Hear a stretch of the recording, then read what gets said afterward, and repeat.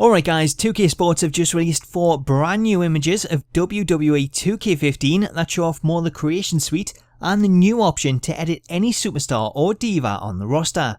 First up, we have an updated Seth Rollins with his new singles attire, which has been created using the new option to edit his superstar, as Rollins has his old Shield attire by default in the game. By looking at the menu, you can see that the wrestling tights option has 7 parts to it, or 7 layers as we used to call them, of which there are 64 layers available this year. So there's the tights themselves and then a custom logo that has been imported with Rollins' belt buckle and a few more rectangular designs that have been used to create the belt itself. On the right of the screenshot, you can also see both Rollins' ring and entrance attire, which are always visible and can be switched between by pressing the left or right trigger. Now let's switch over to the second screenshot of Dean Ambrose, and you can see that he too has been updated. So gone is his Shield attire and it's been replaced with his vest and jeans, with his entrance attire updated to feature his black hoodie with a custom DA logo applied.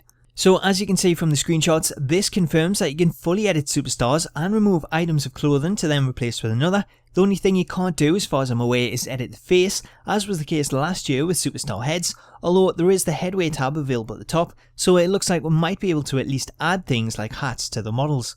Next up, let's switch focus to the ability to import images, because we now have more details on how this works.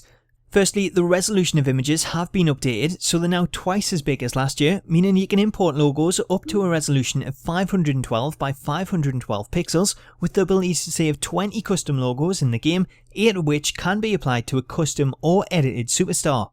As for how to go about importing them, firstly you'll need to go to Community Creations in the game and then choose the new Logo Manager option, where you'll have the option to generate a logo token.